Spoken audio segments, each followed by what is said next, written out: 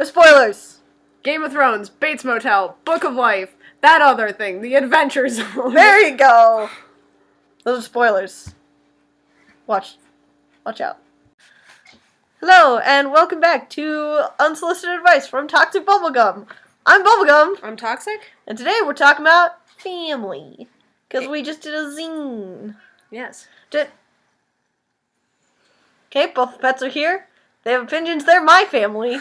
So, Pets are family too. I guess they'll be joining us. That's for our this. important message. That's true. That's just true. Honestly, Harley, you absolute dog. You can't be cuddling up to the person who's allergic to you. He will. Well, so I guess that actually is a good way to start the episode, is what, I mean, like, as just like a preface thing, sort of what our family situations are. Oh, yes. I am the youngest sibling of two. I have an older sister. My parents have been married for like 30 years. They're like, my dad's in his 60s. My mom's getting up there. I have two pets who will not leave me alone. Who will not be quiet for the podcast recording. They will never be quiet for the podcast recording. I have Harley, my dog, and Double the cat, who is actually Ben's. Ben is my significant other of 4 years-ish. So yeah, that's sort of mine. That's like my family experience. Is that the correct wording? Yeah, I think that sounds right. That's what I'm going with. Okay. So, I was just adopted. I'm an eldritch monster. hey! That's my family experience. Eyes up! I have 2 parents. I feel like that's the correct amount of parents. Yeah, well, you can have more. For you, yes. Like, I don't think there's a specific correct amount of parents. I'm just trying to make sure I've counted both of my parents. You did, in fact, count both of your parents. Nice. As I understand. So, I've only seen 2 of them, so... Well. One's a shapeshifter. Fuck, man. You've still only seen 2, but you've seen one a lot more than you realize. Oh, no! Yeah. You also have 10 billion cats. I have 10 billion cats. I've got, That's an accurate amount of cats. Yeah. I have 6 inside cats, 2 outside cats. I'm trying to adopt a 3rd outside cat who I would like to be an inside cat.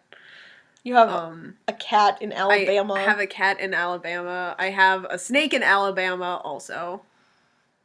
That's important. Oh, I guess I have, like, a significant other in Alabama. You do have a significant other. I was like, do I have to bring up the significant other? Or, like... He feeds the snake. I have a man around the house who feeds a snake, and that's... We need to re-record the intro. No, this is good.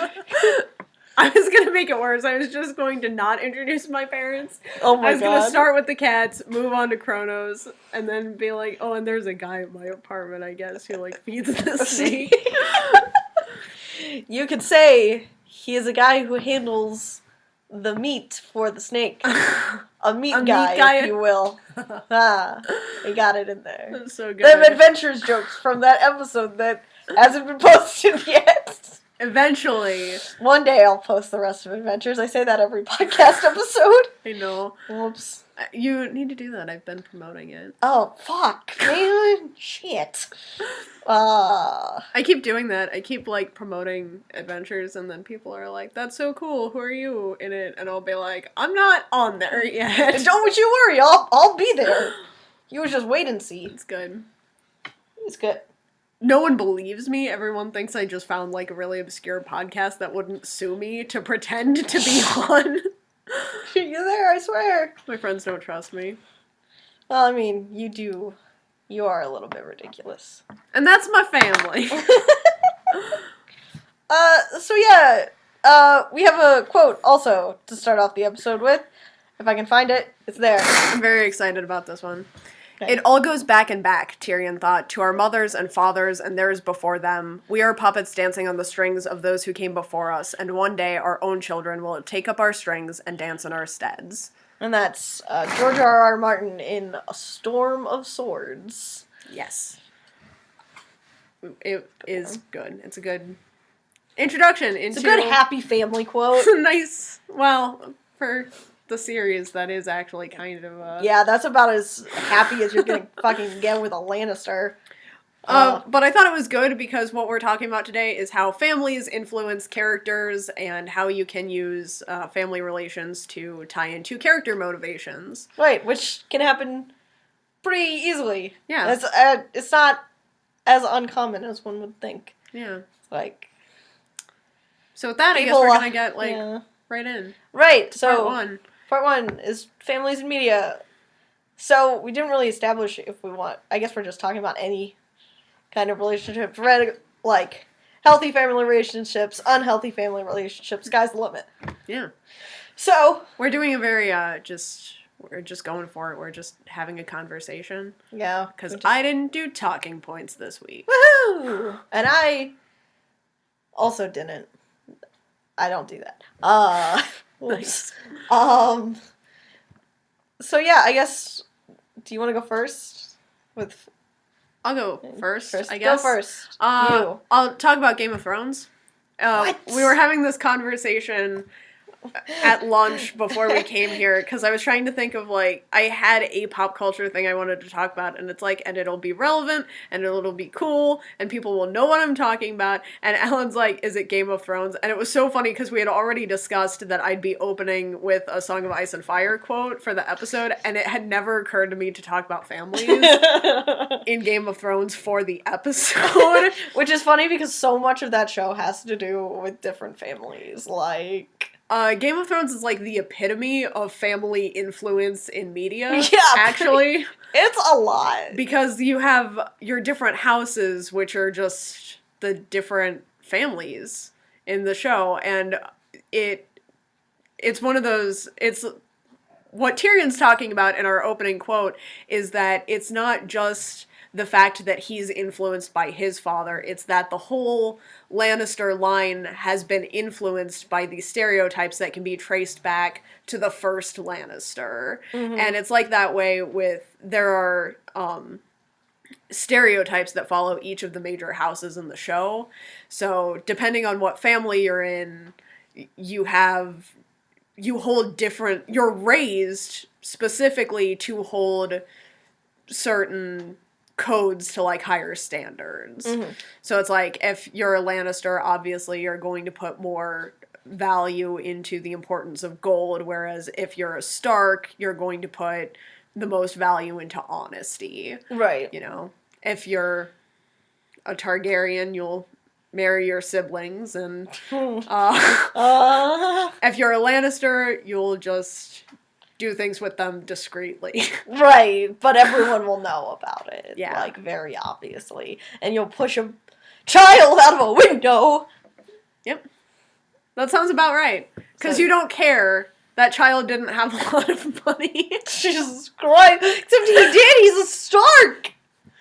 It's that whole thing. Starks pay in silver. No, of course. Lannisters pay in gold. Of course. Ironborn pay the iron price for things. Right. Which is actually just killing people. That sounds about But that's right. What their family does. So yeah, Game of Thrones is like a really good example of how family influences on both a broad scale and then on a much smaller scale also. Because if you look at any one character's decisions, they will have been influenced from birth by their family to do things for their family, regardless of whether or not it's something that they personally believe in. Right. Unless you're Tyrion, in which case. Yeah. Fuck that.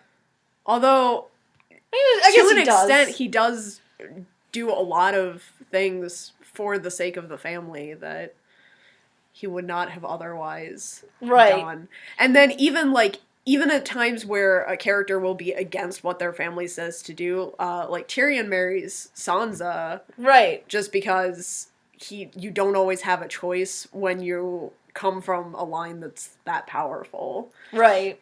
So it's also a good example because it covers just about every kind of relationship that a person can have with their family. Right. It covers, like, the really terrible, unhealthy relationship, like Daenerys and Viserys Targaryen have, like, the worst God. relationship. Oh, I was so glad when he died. And also, like, Craster and his children. My God. Actually is worse. I take it back. that's- Viserys isn't the worst. Craster is the worst.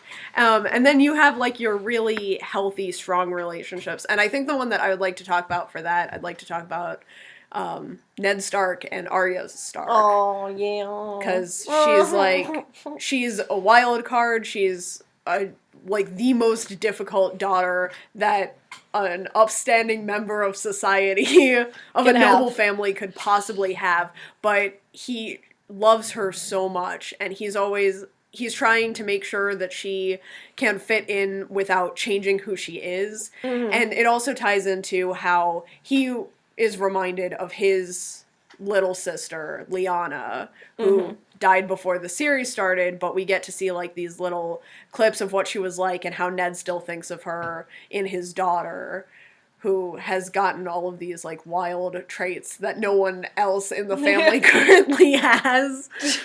Because somebody had to, I guess. Yeah, someone had to get all that wildness. Someone had to be a smart wild card. So it's like any kind of, if you're, and that's something that I always say, I have said it in this podcast before, and I'll probably say it a whole bunch more, but if you want to see really good character relations, if you want to see good diversity in relationships, if you want to see complex characters, I seriously suggest that you study either Game of Thrones or A Song of Ice and Fire, because the relationships in that universe are so complex. Right, they're so multifaceted. And it's also a really good example of how you can see different relationship, that people don't always see the relationships the same way. Yeah, that's a good point. Because that's something where it's like you always assume when you're planning dynamics, you tend to think about it from one person's point of view, but Game of Thrones doesn't follow a single protagonist or a single storyline. It follows so many people, and it's like you can see a relationship from, like, an outside observer and both of the people in the relationship, and it can be such wildly contradictory views. Jaime and Cersei's relationship is, like, a really interesting one, because it's like, the Targaryens are all for it, the rest of the kingdom is all against it. You get to see it from so many outside perspectives, and then you see it from Jaime's point of view, and he's in love with this woman. He's found his soulmate. She's the one. He's never been with anyone else. He's never looked at another woman. He's so faithful to Cersei, and you get into Cersei stuff, and, like, you know that she's had, she hasn't had kids with Robert, but you know she's married Robert, you know she's had, like, relationships with Robert Baratheon, but you think, like, you assume she's only ever been in love with Jaime, right? Because you see it from, you know, their forbidden love angle, and that's not the case. She's been with, like, a whole bunch of dudes in King's Landing. She's, like, striking sex bargains left and right, like, the second he's gone, and it's like, she does it for the good of the family. She does it to further her status with Jaime and to, like, protect their children, but also, he obviously would consider that a huge violation. Right. Even though, in a twisted way, she does think she's doing it for him out of love. Right. And it's like, it's such a good, like, it's not a good relationship, but it's it's a horrible relationship. Study of how relationships can unfold in, like, for the point of a narrative. Right. And it's, like, it's also one of those things where it's like, God, Game of Thrones has so much going on, like, all the time. Like,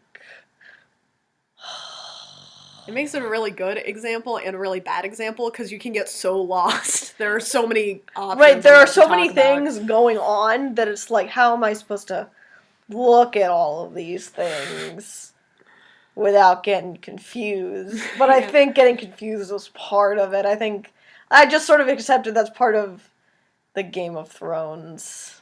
It's good because it's like, you can you can accept it and you can be like a nice casual Game of Thrones fan, but if you like really want to get into it, it does all tie back together and make sense.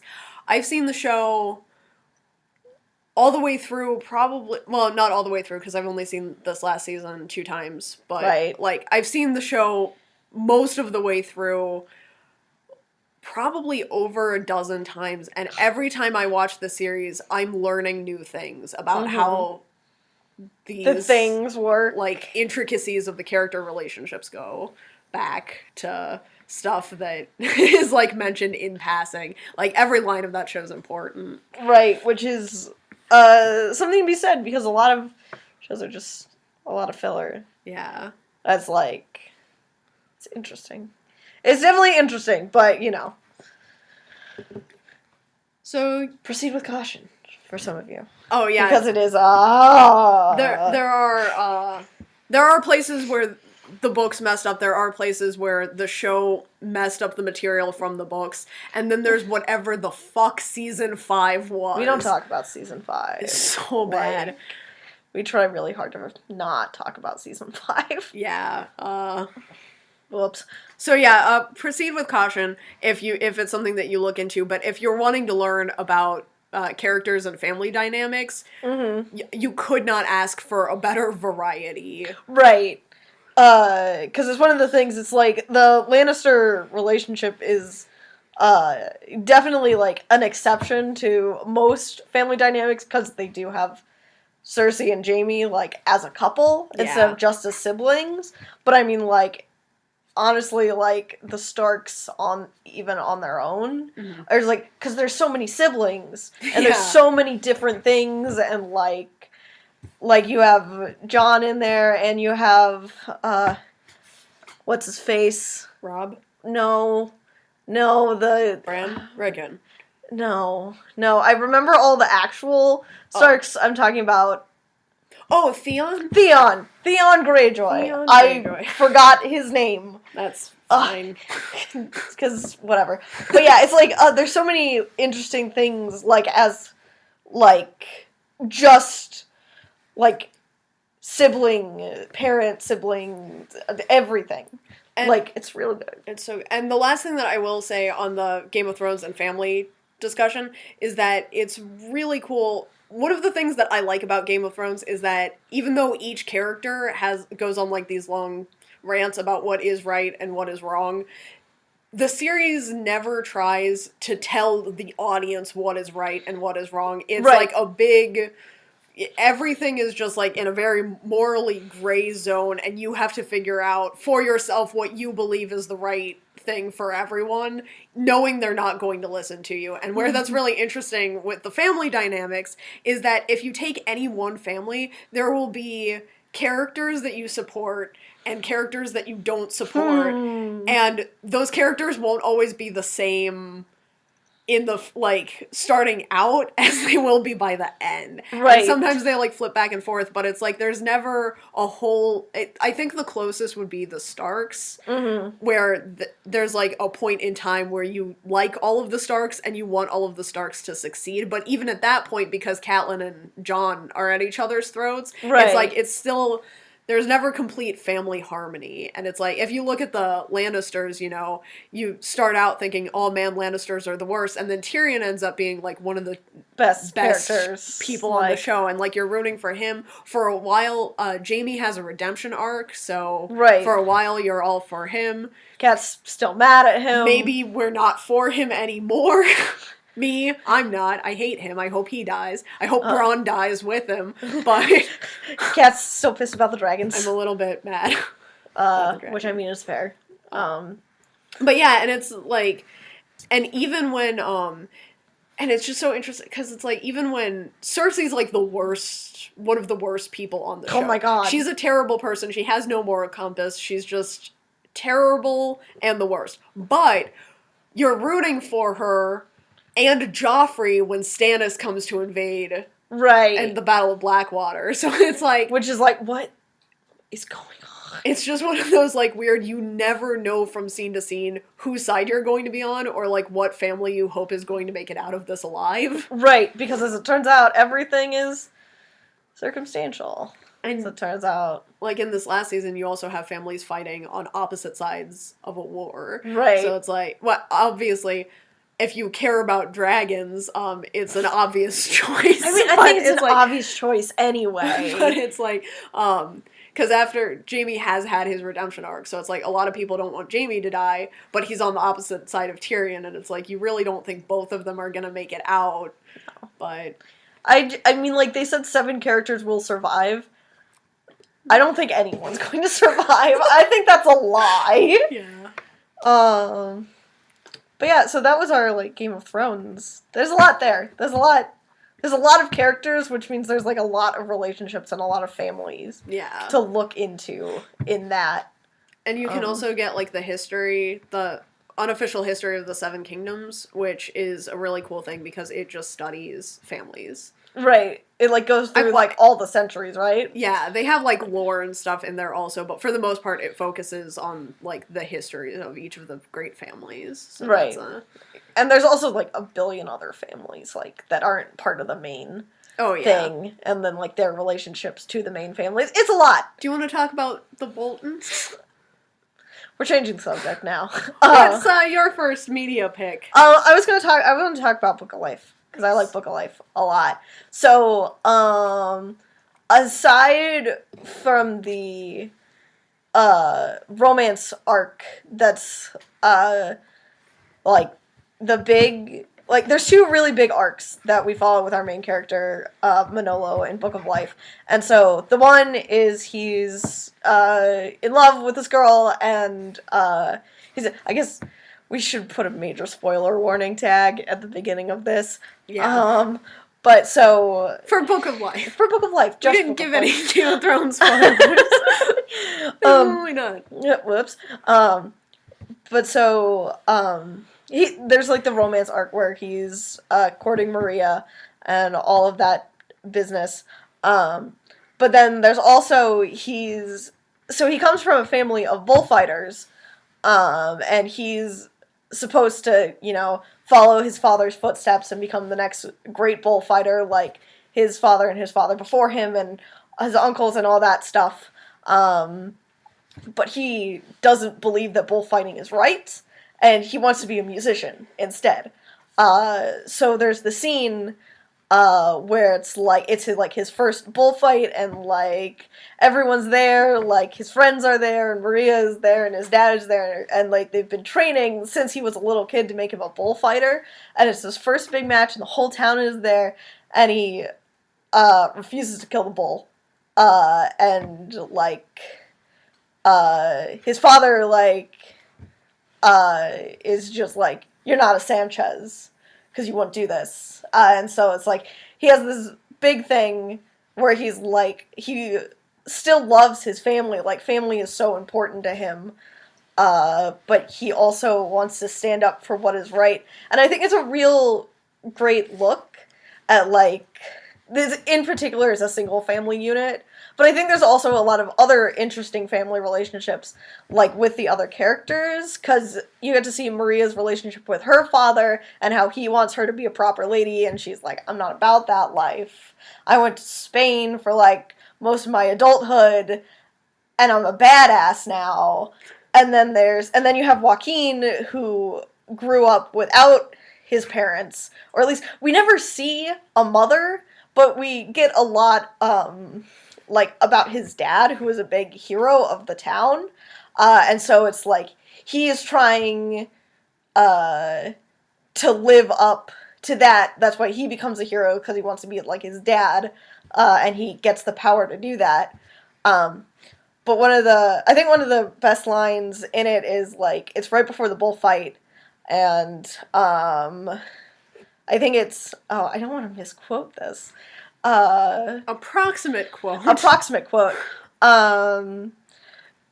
But it's so Joaquin and Manolo meet up, and they're, like, talking, and they talk about their fathers, and Joaquin says, those are some pretty big shadows we have to fill, and Manolo says they're huge. And then, like, the rest of the movie is them kind of going on and trying to, live up to their family expectations, but also coming to terms with who they are. Right. And I think it's really beautiful. I really like it. I like Book of Life a lot. It's good. And it's from a family standpoint, it's really good to, balance family values with a sense of self in characters, which is...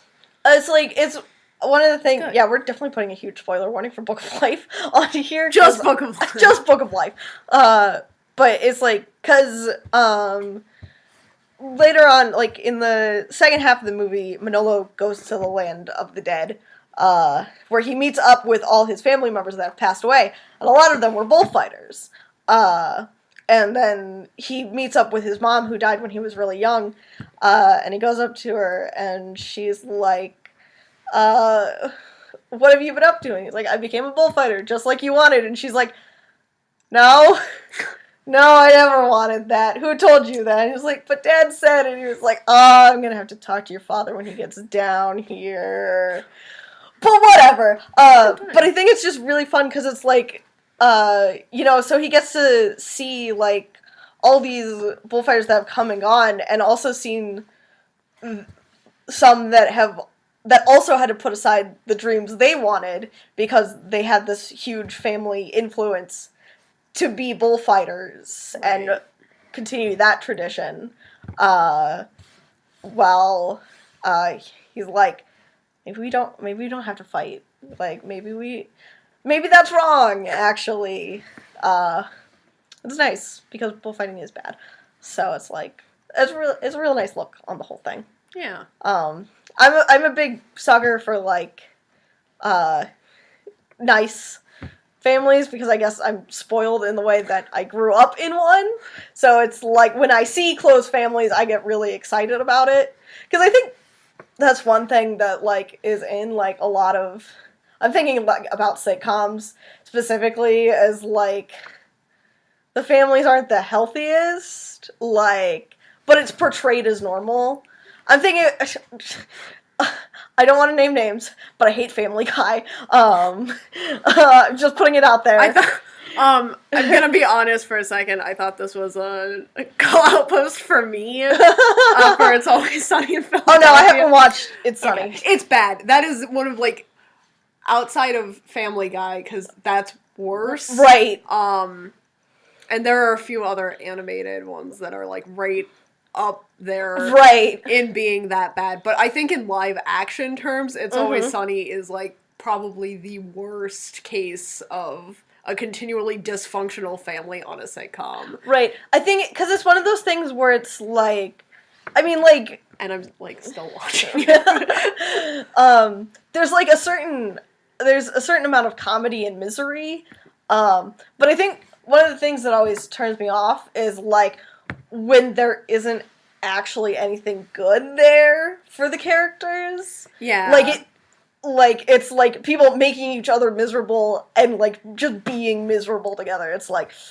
Especially when it, like, portrays the idea that it's okay. Oh, God, absolutely. Like, which is, I think, where Family Guy really consistently crosses the line for me. Oh, God, yeah. Is that it's not just that it's, like, normalizing dysfunctional relationships, it's that it's, like, actively giving the message that it's okay. It's okay. To just give up. Right, it's okay to actively be hurting other people. Yeah.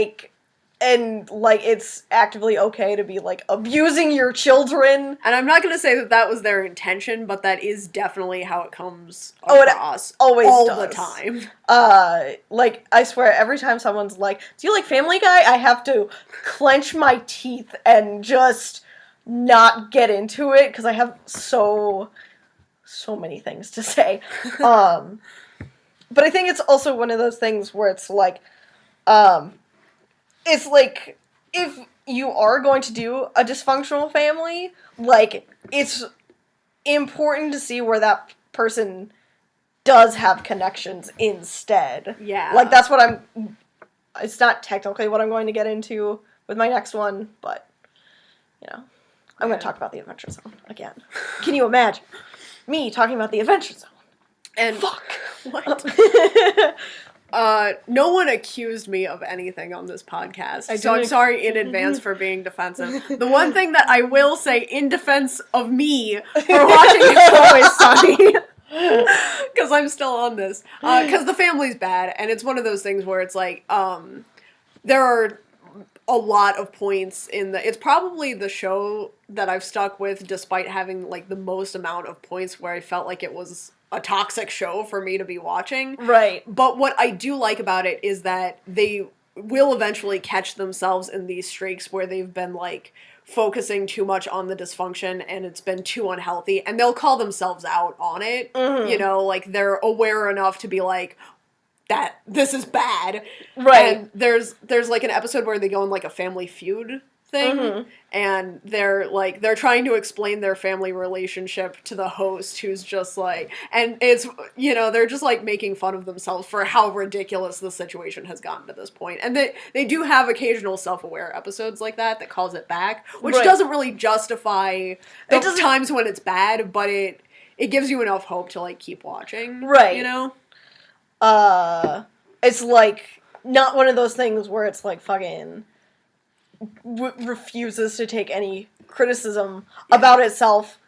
Not that I'm still on this, but... And it's also not, like, the humor isn't as lazy. Oh, God, it's, like, yeah. even when it's bad humor, it's pointing out stuff. It's still satirical. It's still making social commentary. It's not just, like, random nonsense phrases that are thrown together by manatees. Right. South Park reference. The best family relationship. Hold on. Welcome to South Park. No. We have to change the subject again. Before we get too absorbed. Right. Kat, what's your second example? My second example, I want to talk about Bates Motel. It just we just got the last season on Netflix, so I'm really excited. It's relevant, and I am up to date on a show for once. It's crazy. What the fuck is that?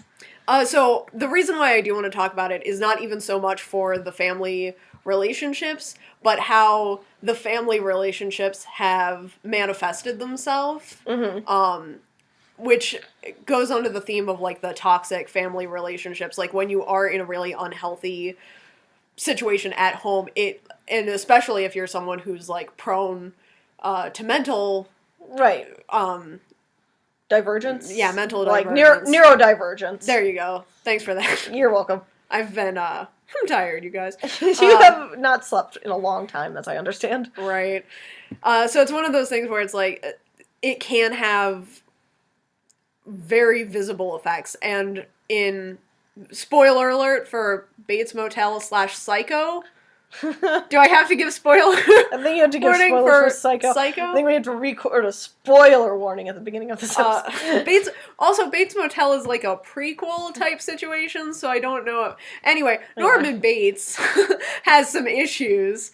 He has some mommy issues. He has a lot of mommy issues, but that's one of the things is, like, where when he does start to have those issues where he starts to have auditory and visual hallucinations, they manifest as his mother because that was the closest and most toxic relationship in his life. And, you know, when you start to see him split into these separate parts of himself, one of which is identifying as Norma Louise Bates, it's really, like, when it starts happening, you think it's something that is starting to happen to him then, but you go back into his childhood, and it's like, this was happening when he was a kid, because all of the times that Norma had saved him, it was him talking to himself. It was him and that's what they're dealing with in the last season of the show, and it just kind of shows how those environments can, you know, that's, like, obviously it's, like, the extreme, very physical, upfront right manifestation of these problems. It's, like, not subtle, but it is a prequel to Psycho. Right, also. Psycho was also not very subtle, as it turns out. Right. It was Psycho. Yeah. So, like... but yeah, Bates Motel is doing... And they're doing a really good job of... They're finding that line of, it's not okay that these things are happening. It's not okay he's doing these things or acting out in this way or not getting the help that he needs. Mm-hmm. But you also feel sympathy for him. Right, it's an important thing when your protagonist is a bad person. Yeah. Is that it's like, they are a bad person. This is why. And it's like, because, I mean, like, if you don't have a certain level of sympathy for the character, I mean, like... You wouldn't watch the show. Exactly. That's always my biggest hang-up, is, like, I have a lot of hang-ups about things, is, like, if the main character isn't good and doesn't have any redeeming qualities, it's like, why do I don't care about this person, I don't care about their story. Right. Because I think they're just bad. Exactly. And I feel like a lot of media slips up on that. Yeah. But yeah, that was my little Bates Motel thing. I've been wondering if I should watch Bates Motel. It seems interesting. It does have, like, there are lots of ups and downs. Mm-hmm. I feel overall tells a really good story in a very good way. Like, it's good writing. There are, like, some hang-ups. The first few seasons, I felt like it was, like, trying to get its grip. Right, it was sort of like finding... Like, I mean, it's hard when you're doing a prequel to a story that big. Yeah. You know? And it's like throwing a lot of extra storylines in there and then not focusing on them. And it's like, it maybe didn't need this many subplots because they weren't relevant. Important. But it's evened out and it's getting... At this point in the last season, it is now officially a psychological horror series. Well, that's my favorite kind of series. And it's good. I like that's one of my favorite genres. As it turns out, I guess I'll have to go watch it then. That's another. You look up timestamps maybe for that one. Yeah, you might need to. There's some. I'll give you some timestamps. Well, I'll see if it's on my warning blog, and then if it's not, then I'll harass you for timestamps. Because there is some triggering content like in the middle seasons, right? Especially. Well, I imagine it's with a psychological horror. It's especially you're treading in dangerous territory. And it's like it's one of those weird things because like the stuff with like I don't think most of the stuff with Norman would be triggering, but like they get into his mom's past and it's like there's a whole can of worms there. That's a whole can of worms. A whole single can of worms. Yeah. Maybe even two. Worms. A whole single 2 can of worm with a U. That sounds fun. So do you want to talk about? I do. I'll talk about a healthy relationship. Yeah, now. To end part 1 on a lighter note. Right. So I'm going to talk about the Adventure Zone again because I love the Adventure Zone. Which is cool because it's so. First of all, like I mean, it's the podcast by the whole McElroy family. So like, it's the boys playing with their dad. But what I think is really cool is, like, especially in the final, arc of it, it really gets into the idea of a found family as opposed to a blood-related family. 'Cause the second to last arc, the, boys get to find out about the characters' past that had been erased. Like, they had their memories blocked out, and there's like there's a 100-year gap that is suddenly getting filled in for them. And so you get to learn about, like, the 7 crew members, including the 3 of them, that spent an entire century together, like, building a family and, like, becoming closer as people and, like, helping each other, like, grow up, and then you flash back into the future, and everyone is there, and they're, like, suddenly everything is so much more, because, like, they have all these connections with this family that they made. Yeah. I think it's really great. I really like... found family is a great thing because, I mean, not everyone has good relationships with their families. If I had thought about this and done talking points, we would have done, like, a found family versus... that would have been a great thing. It's okay. We can We're talking about it now. We're talking about it now. But I mean, like... But I'm glad you brought it up, because I totally didn't even think about it. but it's like really great because in there, like, the only two who are blood related are Taco and Loop, and they have one of the best sibling relationships like ever because they're twins and they've always got each other's back, but they're willing to call each other out on their bullshit, and like they have this really great scene together because Loop becomes a lich, and so she needs memories to help tie her back to a physical form when she needs the memories to bring into her lich form. And so, like, they have a whole, like, she asks Taco to give her the best day of her life. And then that's, like, a whole episode that they have. And it's real fun. I'm stealing the dog from you. I'm stealing him. That's fair. He's here. But yeah, it's real good. Like, I really like Found Family. And I really like the way it's all done, because it's done in a way where it's, like, obviously 100 years is a long time, but they only have a couple of episodes to do it. Yeah. But they pace it in a way that's really well. And so by the time they get to the final arc, it all feels just as big as it should be, you know? So, here's my question for you, since we're tossing the Found Family subject into that. Would Adventure Zone be, like, your first example of... Would that be, like, your top pick for Found Family? Like, series-wise? I'm like, sure... whatever. I'm sure I would have other ones. That's just the freshest right now, because, I mean, I'm still listening to it, and we had this discussion over lunch again, where I don't remember things that I like until it's too late. But probably that's the freshest one in my mind, so that's probably the top one at the moment. What are you thinking? I'm thinking, because I really like, for the Found Family thing, I really like the idea of it, like, in shows where it's, you know, circumstantial, but effective. Right. Which, so many of the shows that I like deal with that theme. I think, though, that, like, my top pick, would be The Guild.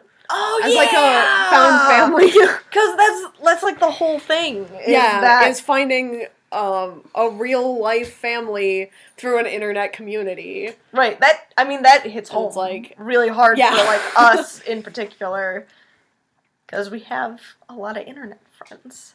So I think that would be, like, my current top pick. Although it's really hard, because I am watching Firefly right now. Oh, it's, like, the crew. Firefly's real good for that also. I say right now, I'm always watching Firefly. I was gonna say, how many times have you watched Firefly in the past 2 weeks, Kat? I sort of just assume you're always watching it. I always kind of am. I forgot, because I had been watching through Netflix, and then I switched back over to the DVD, and it's like, they're, like, less than a minute longer per episode, but they're so much better. Whoops. That's just how it goes sometimes. But Family's good. Family is good. Family, like, doesn't have to be good as from a narration standpoint, but it is, like, a good thing to include because it's relatable. Right. It makes things seem more real, you know? Like, everyone has... I guess I can't say everyone, but I mean, like, for the most part, like, everyone has people that they have connections with. Yeah. And, like, whether, like, it's someone you're blood related to, or somebody, like, that you've met and, like, just clicked, it's like, I consider Kat, you're part of the family, because you've been here forever, and, that's like... fair. I consider you part of my family. Aw, we're family.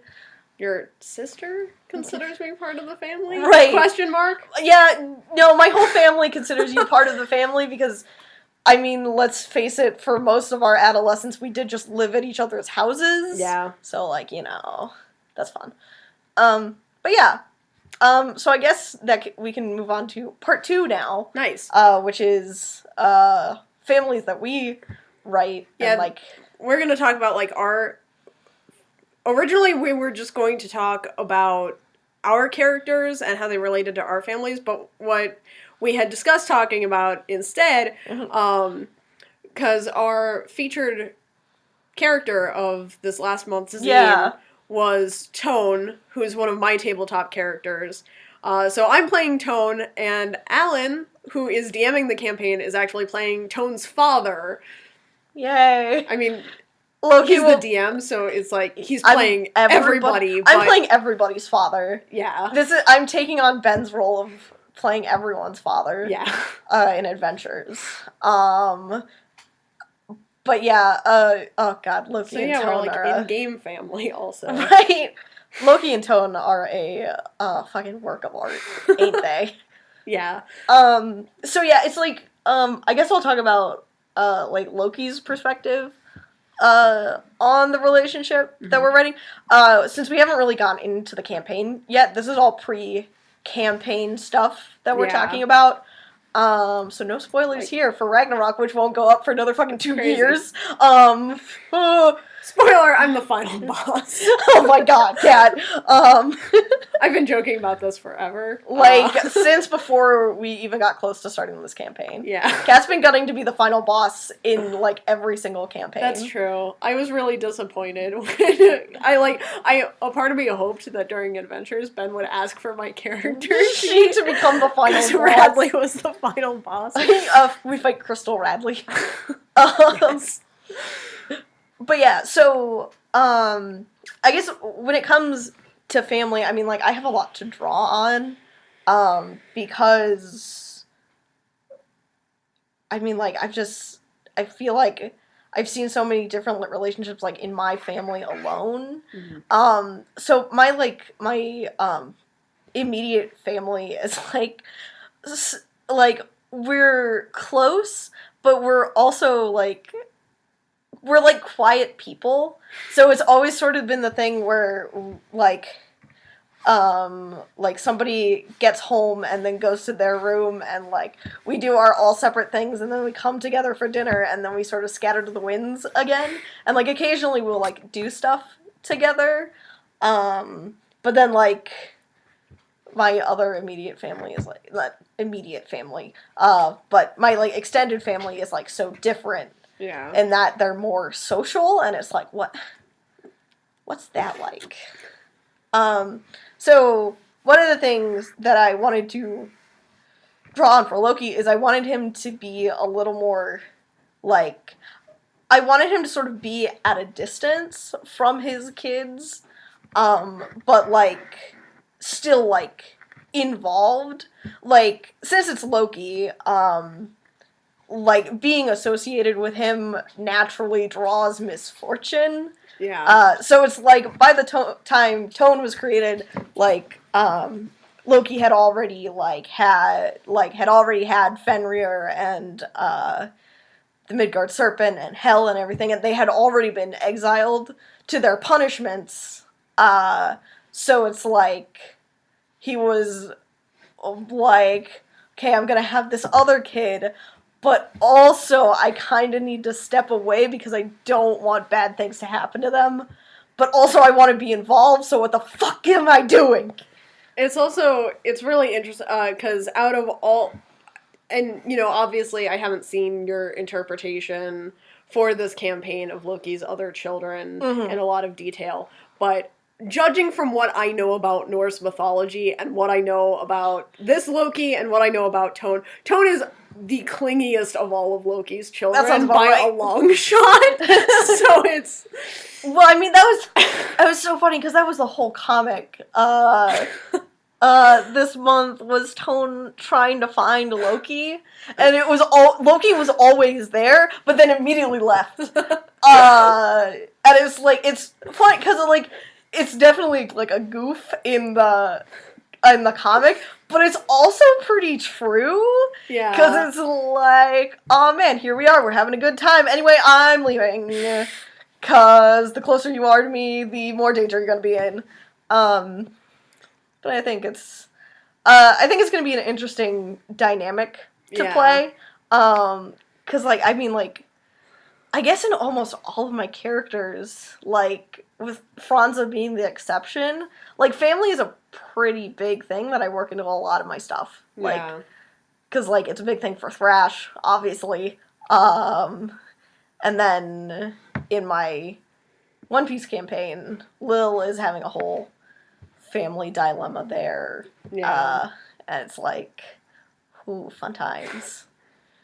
But I think I like working with family. Yeah, it's fun. It's gonna be fun. It's gonna be exciting. It's gonna be another fun dad arc for me to play. Right. It's a little less depressing than the last dad arc, What? hopefully. No spoilers for Adventures, but Radley has daddy issues. That's Thanks. That's the name of the podcast after Radley joins. Radley has daddy issues. I mean, like, so does everybody. So does fucking everybody in the campaign. And by everybody, I mean also I rolled. And that's it. Because Franza and Belthor's parents don't ever come up, and neither do Luca. Luca is a mom. In the book, Belthor also has, like, really abstract dad issues. God, that's so funny. Which is just a thing I decided. No one told me to do this. Sometimes that's just how it goes. So yeah, no, that's a fun thing. I think it's one of those things where it's like, I feel, I always write families that are a lot different than my own. One, because I think, like, I love my family. I don't think our relationship would translate especially well to the page, because we are such quiet people that we just don't, like, we go out and do stuff, and I like we'll do stuff together, but I mean, like, it's very much, like, more of a reserved kind of thing, unless we're all going all out for it, which is not very often. But more often than not, I find myself, like, writing, like, I feel like either families that are a lot closer or a lot farther away, you know? Yeah. Do you find anything like that when you're doing it, or, like, I find it's... I mean, you're a horror writer, so, like, yeah, I feel like this is sort of a genre question. Family relationships tend to be a little bit different, I guess. Because a lot of the horror that I've been writing, especially lately, comes from isolation. So there are a lot of things where family does not come into play at all. But I find that when I do write, it's weird because I'm sort of going through this thing right now where it's like, I'm not necessarily rebooting old projects, but I am recycling ideas from projects that I don't feel are worth being rebooted. So it's like, it's like going through a cycle where I'm seeing, like, the same sort of family relationships from stuff that I was writing years back. So I have noticed trends, but I think a lot of it comes from that. I don't draw a lot on my own family not on my immediate family, but I also have one of those... my extended family is just, like, full of crazy stories. So, that's a nice way to put it. Yeah, there's always drama going on either side of my extended family. So it's, there's stuff to draw from, but I do think to an extent that there are certain family dynamics that are pretty universal.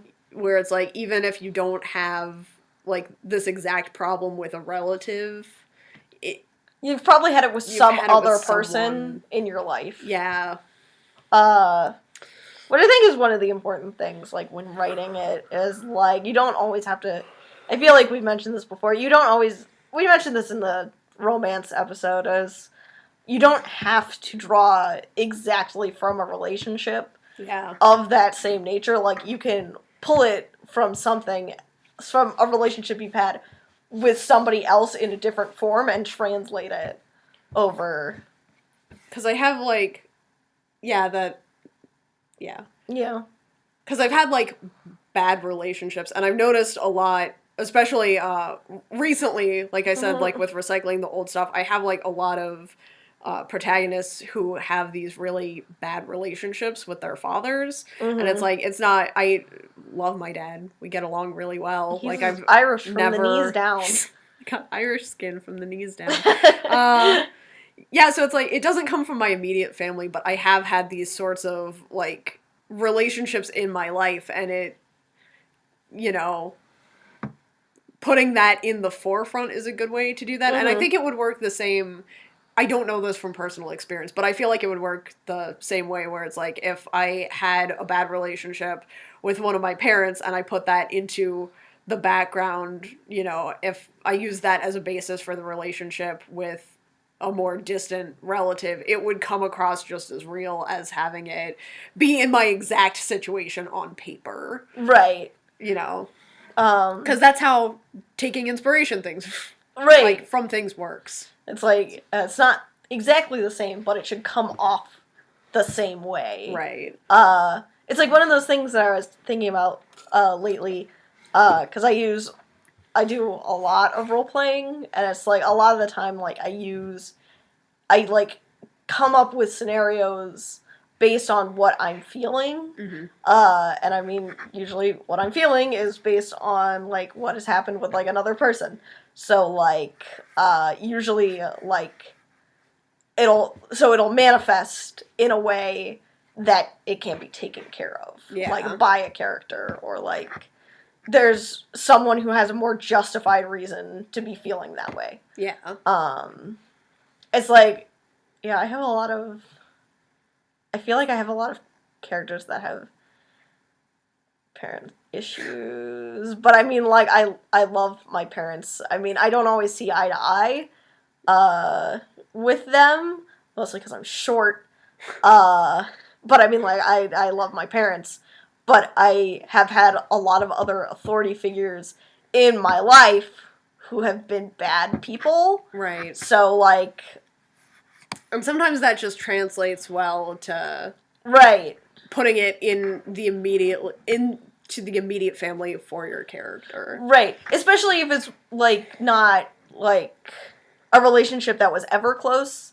Like, I mean, like, I had, in high school, you know the one, you know the teachers I'm talking about. Yeah. But I had some really bad teachers. And so a lot of the characters I came up with at the time, I'm thinking specifically about Ani, would have parents who were, like, really, like, imposing and, like, really, like, pushing them down, because that was, like, the only way I had to, like, deal with the fact that I had to be in that theater program for 3 years! God damn it! Fuck! Not naming names or anything. But yeah, it's like, there's, like, but it's also real fun, like, when you get someone you're, like, close with to, like, make a fun, like, sibling relationship with a character based off of them, because that's also great. It's a good time. Everything's a good time if you try hard enough. That's not true. That's a flat out lie. Challenge accepted. No. I forbid you, as it turns out. See this? Yeah. This is not a good time. Don't flip my laptop, I need that. No. So, yeah, I feel like that's a good place to transition into part 3. Which is how to... How to do that thing we were just talking about how we did. Yeah. Oh, man, you're such an author. Podcast title.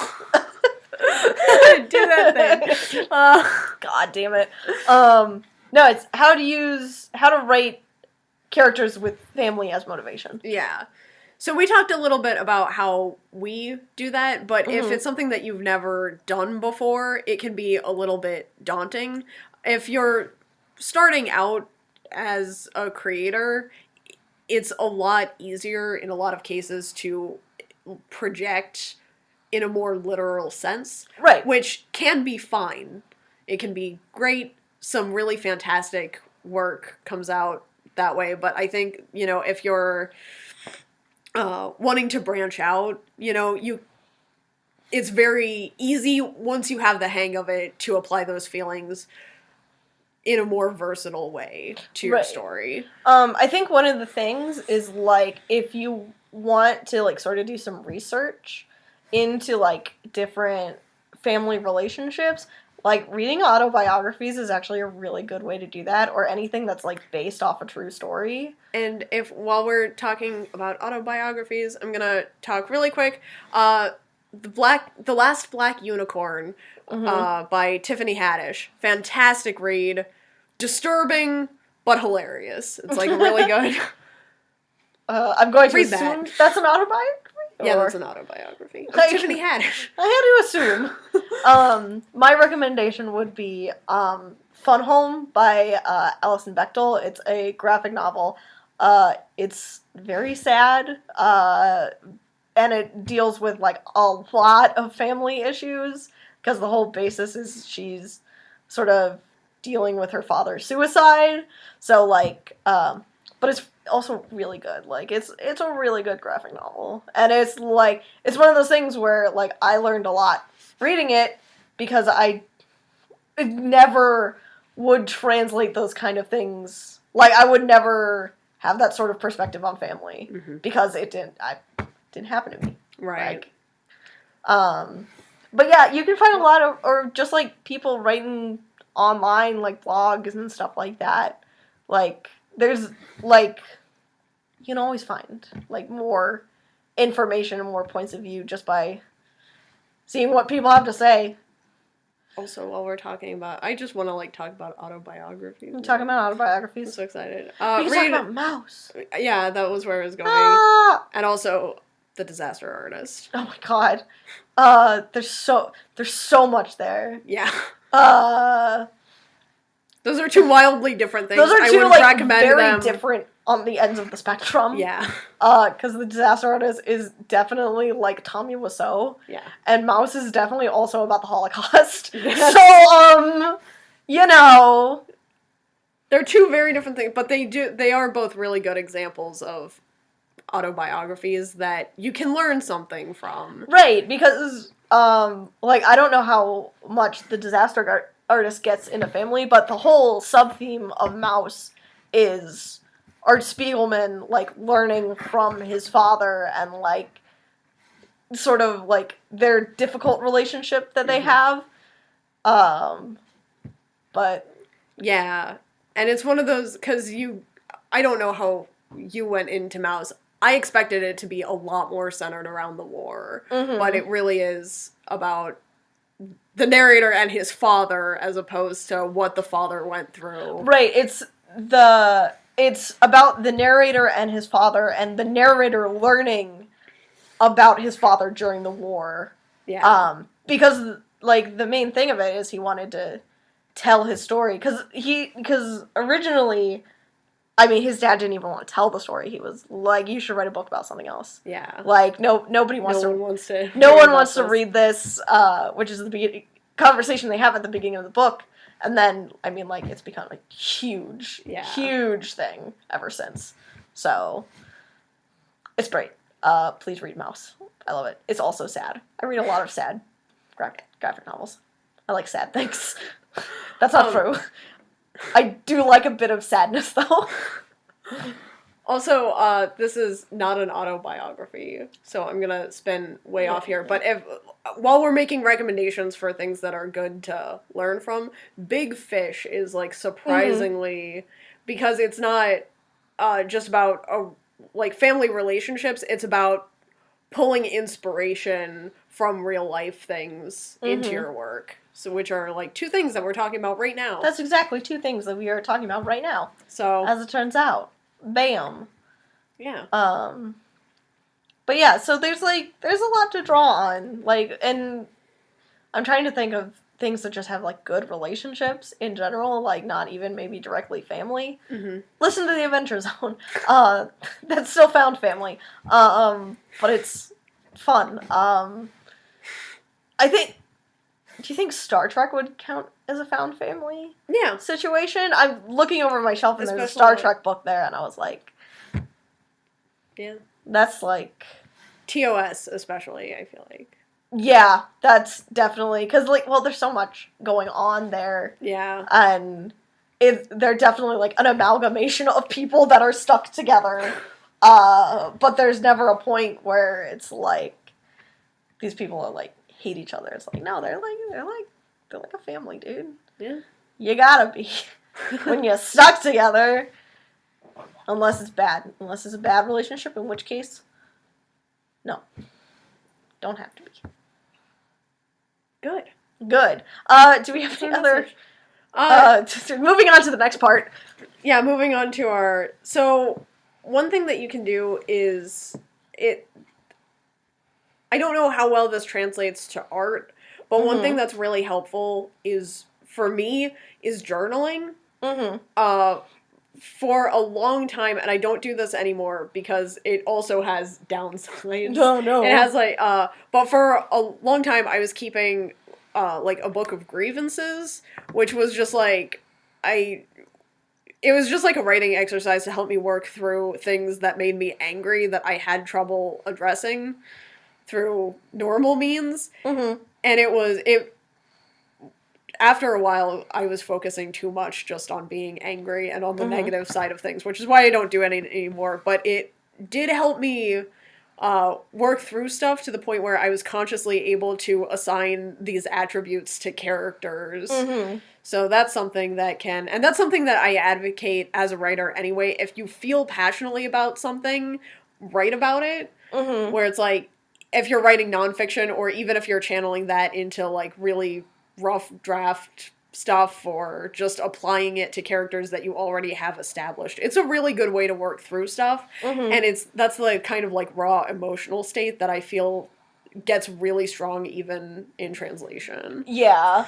I think one of the things I'll say is, like, for art, like, there's definitely certain ways, like, to establish, like, your character's relationships without any text. Like, I think it's one of those things where it's like, how visible do you want the relationship to come across? Because, like, you can easily, like, exaggerate certain proportions. Like, so if a relationship is good, like, you would emphasize, like their eyes, or, like, the smile, or, like, positive body language, like, in relationship to the other person, where if you wanted to have it come across as, like, more negative, you would exaggerate, like creepy features, or, like, things that, like making things look just a little bit off. I think one of the other things is, if you want to do sort of a mix of the two, like, if you want it to be, like, a deceiving thing, like, exaggerate the things that usually would make someone come across as, like, more positive, but do it in a way that's gonna make it, like, uncanny valley, almost. Right. I would say is probably the best way to do it. Yeah. Like, art-wise. Because it all depends on what you're trying to express with it, you know? Because, like, if you want... Because, like, a lot of the ways it goes with, like, abusive relationships is, like, the person won't appear abusive to other people. But then the person in the relationship is still getting hurt. Yeah. Whether they know it or not. So, you know, it's all about what kind of message you're trying to send. That's a big theme in Bates Motel. Bates Motel? We're back. We're watching Bates Motel right now. We've actually just been watching Bates Motel this whole time. This whole time, we've just sort of been talking, like, in the background. Oops. But that's how it goes. Is that why you're confused? Yeah, that's why I'm confused. I'm always confused, though. Is it because we watched a whole bunch of seasons in an hour? Yes. Also? Yes. I'm dumb, okay? I tell that to people at work all the time, and they don't believe me. I'm like, please, I'm dumb as shit. You need to explain things to me. I love the idea that I set you up in a room, like, full of monitors, and each one is playing a different episode of Bates Motel so that we can squeeze the entire thing into an hour, and you're like, I can't understand this because I'm dumb. But they're, like, all playing at the same time. They're all, like, there's a variety of other factors involved, as it turns out. Whoops. Nice. It's fine. It's good. It's healthy. And that's one more thing is that it's important to focus on how people make you feel, but it's also important when you're translating that it's not just about taking things about another person that bother you, but remembering how their actions made you feel and applying that to the characters. Because the emotional context is what makes things relatable. So if you want a character dynamic to seem real, it doesn't really matter what the inspiration was in life. If you get that emotional resonance across, it's going to be applicable in your story. Right. Or in your art or whatever. Music or whatever it is you're doing. I don't know. I think another thing is that it's not always things being inflicted on the character. Mm-hmm. It's also what the character inflicts outwards. Yeah. Because, like, you can, like, write someone who is, like, abusive to their family and is, like, justifying it. Mm-hmm. Like, that is also an approach you can take to it. But, I mean, like, again, if you're doing that, you have to do it unless it's, like, a horror story, mm-hmm. I guess. Like, you definitely need to be more cautious with that approach. Yeah. To make sure it comes across in a way that's not like, oh, this person is abusing and justified in it. It's like, yeah, this person is justifying the behavior to themselves, but they are wrong. So, that's also, like, it's not always just being inflicted on the protagonist.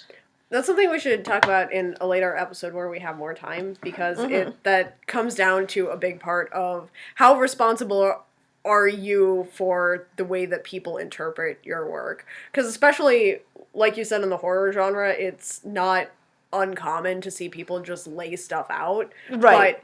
But that message can be misinterpreted. Right. So, that's like an interesting, where's your responsibility in this? Right. But that's another topic. Right. That's another can of worms. So, do you have any other tips? Motivation tips? Any tips, tricks? Yeah. No, I mean, like, I think it's mostly, like, I feel like if you just gotta go with it, Mm-hmm. You gotta, like, I feel like that raw emotion is gonna be your most powerful tool in your belt. I mean, like, when writing any sort of relationship, but I think family especially, like, that's going to resonate with a lot of people. Mm-hmm. Because, like I said before, almost everyone has a family. Like, more often than not, you're going to hit some sort of spot with that. So, yeah, like, you got that emotional tool in your belt. You better use it. What about you? Do you have any closing thoughts? No, I think that's good. That's it? That's the podcast? We did good. I think we're going to call it a can of worms. I'm leaving. Loki leaves. Worms! Alright. This has been Unsolicited Advice. I'm Bubblegum. I'm Sassy. I'm Ben.